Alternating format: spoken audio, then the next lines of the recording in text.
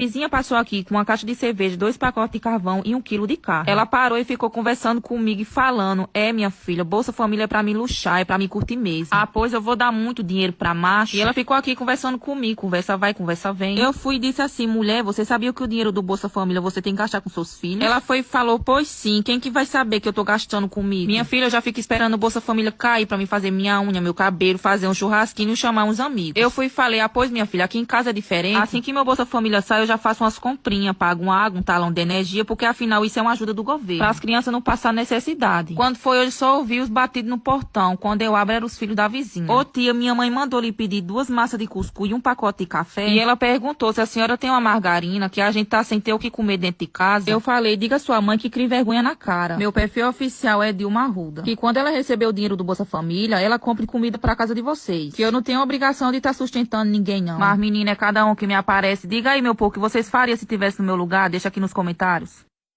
E o meu marido que foi pra casa da amante pensando que ia encontrar ela, mas encontrou eu.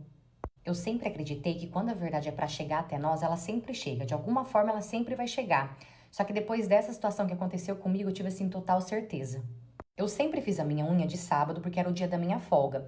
Até que uma vez eu estava com bastante banco de hora na empresa e eles pediram pra eu tirar. Então eu peguei 2 dias na semana, no caso quinta e sexta, e eu decidi fazer a minha unha já na quinta pra poder ficar tranquila no sábado.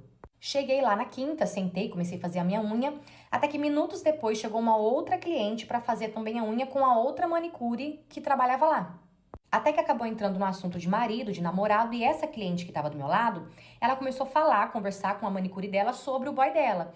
E eu e a minha manicure, acabou que nós entramos ali no assunto também, e cada uma falou sobre o seu marido, sobre o seu namorado. Até que essa cliente que estava do meu lado, ela foi mostrar para a manicure dela o buquê de flores que ela tinha ganhado do boy dela. E ela mostrou o buquê, a foto do buquê de flores, e em seguida ela mostrou uma foto dela com o boy. E quando ela mostrou a foto pra manicure, coitada, a manicure sem conseguir disfarçar, porque deu pra ver que ela não conseguiu ali disfarçar, ela olhou pra foto, ela olhou pra mim, ela falou: mas não é seu? E eu, sem entender o que estava acontecendo, né, perguntei sobre o que ela estava falando. Nisso ela pediu pra cliente dela mostrar aquela foto pra mim. E a cliente mostrou, normal. E quando eu vi aquela foto, eu vi que era o meu marido. Só que assim, deu pra ver que aquela mulher realmente não sabia de nada. Deu pra ver nitidamente que ela não sabia que ele era o meu marido ou até mesmo que ele era casado. E quando ela viu a minha reação, ela falou: você conhece ele? E eu respondi que sim. Falei: conheço sim, ele é meu marido. Pra quê? Essa mulher começou a passar mal, falando que não era possível, que ela tinha certeza absoluta que ele não era casado. Sabe, ela tava assim em total negação. E eu comecei a fazer perguntas, né? Eu queria saber desde quando, como foi que se conheceram, onde que se conheceram. E ela respondeu tudo, gente. E ali ela falou que ela jamais ficaria com ele se ela soubesse que ele era casado. Ela falou: eu nunca faria isso na minha vida. E eu vi a verdade nela, eu via que ela tava falando sério. Dava pra ver que ela tinha acabado de descobrir ele naquele momento também, assim como eu. Foi então que ela falou assim: pra provar pra você que eu estou falando a verdade, hoje de noite a gente combinou de se encontrar na minha casa e ele vai até na minha casa. Se você quiser ir lá também pra você poder encontrar ele, pode ir. E nesse dia que eles tinham combinado dele ir pra casa dela, eu tinha um compromisso e ele sabia que eu tinha esse compromisso, por isso que ele marcou de ir lá. E assim foi, desmarquei o meu compromisso e fui pra casa dela pra esperar o bonito chegar. Ai, bando de desgraça, vocês aí que ficam botando o nome dessa carniça em diabo de torneio. Tá aqui, ó, só pra causar a briga, porque ele não vai. Você bota o nome dele em diabo de torneio, ele não vai, porque eu não deixo. Pode zangar. Tá zangado? Vai. Vai que eu quero ir te buscar lá debaixo de pau, vai. O cara pode nem rogar uma bola, o cara não pode, tem que ficar aqui. Tu não presta, pô. Final de semana com a cara no guiba que eu pra tua cara, é? Tu não presta. Final de semana é pra tu tá me ajudando. Aí, bota o nome do diabo no desgrão de torneio, vai pra lá. Quando chega, vamos dar uma namorada, a perna velha caindo. Cãibra. Só dá pra mim depois. Não vai, não adianta botar o nome desse... Eu vou. Vai. Passa ali naquela porta, passa. Eu não, tu quer vergonha pros outros lá depois. Vai que eu quero ir te buscar. Não é diabo. Fica botando o nome desses comungados aqui em diabo de torneio. Final de semana que é dia da gente curtir o marido, vai pra desgrão de torneio. O daqui de casa não vai. Mãe me chamou de vadia por engravidar por engano. Depois aconteceu o mesmo com ela. Minha mãe nunca me deixou esquecer que eu arruinei minha vida tendo meu filho Henrique quando eu tinha 16 anos. Ela me acordava para a escola dizendo: Bom dia para a vadia que não conseguiu fechar as pernas e destruiu todo o futuro por 5 minutos de diversão. Todos os dias ela me lembrava de que eu era uma vergonha para a família e que tinha vergonha de mostrar o rosto na igreja. Mães adolescentes são apenas vadias que foram pegas. Ela dizia às amigas ao telefone alto o suficiente para eu ouvir do meu quarto. Quando Henrique chorava à noite, ela batia na minha porta gritando que aquilo era meu castigo e que eu não ousasse acordá-la com meus erros. Nos jantares de família, ela anunciava que eu tinha sorte de ela não me colocar na rua como eu merecia. Eu trabalhava à noite no supermercado e ia à escola de dia, enquanto Henrique ficava na creche, que levava quase todo o meu salário. Mamãe me cobrava aluguel pelo meu quarto de infância e me fazia comprar minha própria comida e fraldas, mesmo ganhando bem como enfermeira. Ela dizia para todos na igreja que era uma santa por deixar sua filha vadia morar em casa em vez de me deixar sem teto, como outros pais fariam. Quando eu tirava notas máximas, ela dizia que não importava, porque mães adolescentes não vão para a faculdade, e eu trabalharia no salário mínimo para sempre. Você agora é mercadoria danificada, e nenhum homem decente vai querer você. Ela repetia sempre que me via fazendo o dever de casa na mesa da cozinha. Eu me inscrevi para bolsas de estudo escondida dela, e consegui uma bolsa integral na faculdade estadual para o próximo ano. Henrique estava indo muito bem na creche, e atingindo todos os marcos cedo. Mesmo minha mãe dizendo que filhos de adolescentes sempre saem burros. Eu economizava cada centavo e planejava me mudar para a moradia estudantil com Henrique assim que me formasse. Mamãe não fazia ideia de que eu estava de partida, porque estava ocupada demais com as noites de vinho. Ela saía cada vez mais e voltava bêbada às 3 da manhã, cheirando a colônia. Mas então mamãe perdeu a menstruação, e eu a ouvi vomitar todas as manhãs por uma semana. Ela fez 5 testes de gravidez no banheiro, e eu a ouvi chorando quando todos deram positivo. O verdadeiro choque veio no primeiro ultrassom, quando descobriu que eram trigêmeos de um cara que conheceu num bar e nem lembrava o nome. Ela tinha 43 anos, e de repente estava grávida de 3 bebês, de uma noite de bebedeira. Isso não pode estar acontecendo comigo. Ela chorava enquanto eu dava café da manhã para Henrique. Mamãe começou a entrar em pânico quando os médicos disseram que trigêmeos eram uma gravidez de alto risco, especialmente para alguém da idade dela. De repente, a mulher que me chamava de vadia todos os dias era agora uma mãe solteira de trigêmeos, sem ideia de quem era o pai.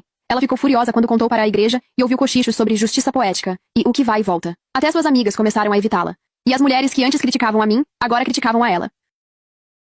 Mas eu peguei uma pizza de uma véia hoje em frente à prefeitura por causa de uns peixes que o prefeito deu. Nós fomos buscar esses peixes, mas os peixes só deu pra metade do povo, ficou as 1.200 pessoas sem peixe. Aí o rapaz estava dentro do caminhão, jogou uma sacola assim e disse, essa é a última. E eu agarrei de um lado e uma véia agarrou do outro. Eu disse, é meu, dona bichinha. Ela disse, é teu o quê, filho de uma égua? E essa véia avançou de mim, mas eu tentando segurar os peixes. Aí ela escorregou assim, eu corri com a sacola de peixe. Ela quebrou um cano de uma fossa e avançou em cima de mim. Pensa num cacete, mas que essa véia me deu de cano de fossa. E o povo passando e gritando, carga o pau da menina, não deixa ela levar os peixes da senhora, não! Pensa num cacete, mas que eu peguei dessa véia por causa desses peixes. Aí do meio pro fim, eu entreguei os peixes e um pacote de arroz que eu tinha comprado do Matheus.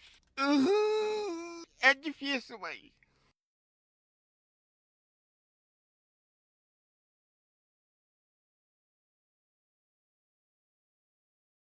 Depois que a Rosa ele me enganou, que eu meti o trator na casa com os móveis, com tudo, fui namorar com a Cláudia. Quando passou uns 4 meses, ela aí falou pra eu comprar uma casa pra gente morar. Aí eu já fiquei de cabelo em pé, não falei nada com ela.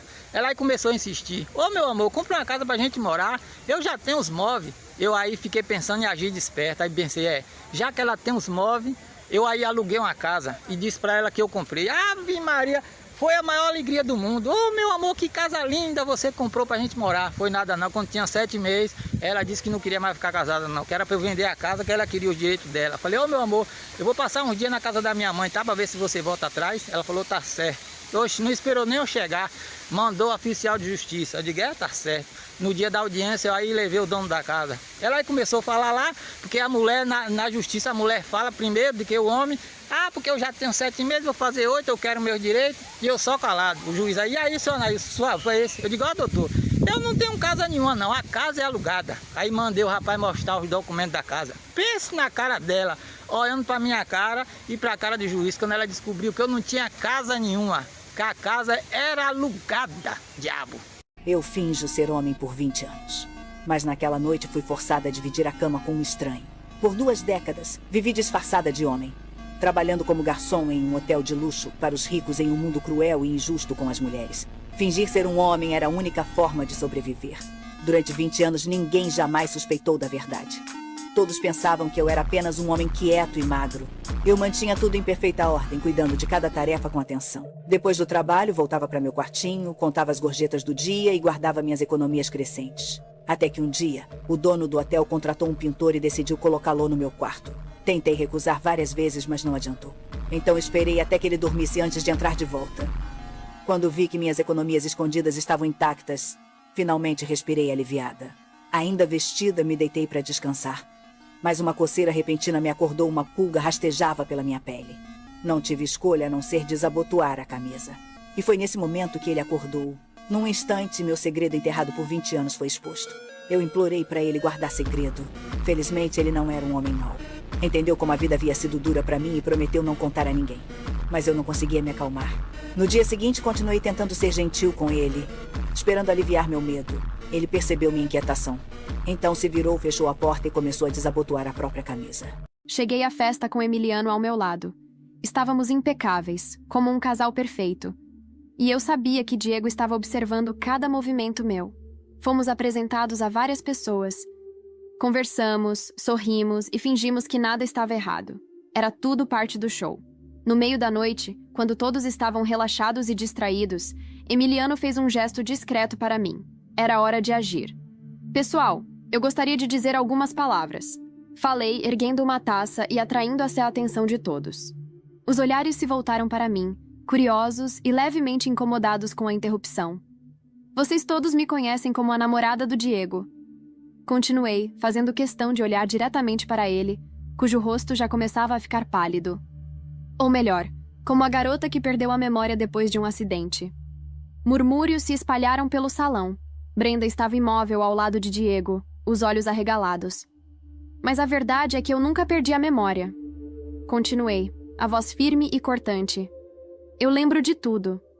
Inclusive da noite em que ouvi Diego implorar para Emiliano fingir ser meu namorado, só para ele poder me trair tranquilamente com a Brenda. A reação foi instantânea. Gritos surpresos, olhares chocados e Diego empalidecendo mais rápido do que eu poderia imaginar. Valéria. Diego tentou falar, mas eu ergui a mão, interrompendo-o. Não precisa se explicar, Diego. Todo mundo aqui já sabe quem você realmente é. E Brenda? Bem, você conseguiu o que queria. Não é? Continuei, sorrindo cruelmente para ela. Agora todos sabem que você é apenas um prêmio de consolação. Brenda tentou responder, mas a voz dela morreu na garganta. Diego olhou ao redor, desesperado, mas não havia ninguém disposto a defendê-lo. Emiliano, ao meu lado, sorriu como se estivesse apreciando cada segundo daquela destruição. E eu sabia que ele estava. Depois daquela noite, a vida de Diego desmoronou. A notícia da traição se espalhou como um incêndio, e ele foi praticamente expulso daquele círculo social que tanto valorizava. Brenda foi ridicularizada por todos os amigos, e a própria reputação dela ficou marcada para sempre. Quanto a Emiliano, ele continuou ao meu lado. Não mais como cúmplice em um plano de vingança, mas como alguém que realmente entendia o que eu sentia. Alguém que havia se provado diferente de todos os outros. No fim das contas, a vingança era apenas parte da história, porque agora, pela primeira vez, eu estava livre, e aquilo era o que mais importava. Parte 2. Aí quando nós entramos, foi o pai do menino que começou a me contar. Ele começou já falando assim, olha, fulana, a gente não ia te contar nada, porque achamos que não tinha necessidade, nós íamos apenas conversar com ela aqui, pedir pra ela não fazer mais isso, mas não íamos contar nada pra você. Até mesmo porque a gente sabe que ela é jovem, sabe que adolescente faz essas coisas mesmo, então não tinha necessidade. Mas já que chegou a esse ponto, então vamos esclarecer tudo aqui. O que acontece é o seguinte, ontem nós fomos visitar minha mãe, e eu não sei se você sabe, mas a minha mãe, ela tá doente, ela está com Alzheimer, fora outras doenças que ela tem, problemas psicológicos, e por conta de todos esses problemas que minha mãe vem enfrentando, mesmo que hoje ela tem já lá beirando seus 80 anos, quando ela entra nessas crises dela, ela se põe como se fosse uma adolescente de 15 anos. E ela escreve cartas pra um admirador, só ela sabe quem é. Ela fica andando pela casa com lingerie daquelas bem pequenas. Nós que somos filhos, netos, que já convivemos com ela, a gente sabe que ela faz essas coisas. Então a gente já nem liga mais. Mas a gente pegou a sua filha gravando. E quando a gente pediu ela o celular pra ver o que ela tinha feito com aquelas filmagens, ela tinha enviado no grupo da escola. E ainda colocou na legenda que a minha mãe era uma velha caduca. Pegamos o celular da mão dela e apagamos o vídeo. Mas ficou uma situação assim bem chata. Então a gente ia conversar com ela, explicar a situação da minha mãe, que é um problema, que ela não faz essas coisas por ela. E pedir pra sua filha não fazer mais. Mas já que você tá aqui, então você pode aproveitar e conversar com ela. Gente, que vergonha. Que vontade de abrir um buraco e entrar dentro.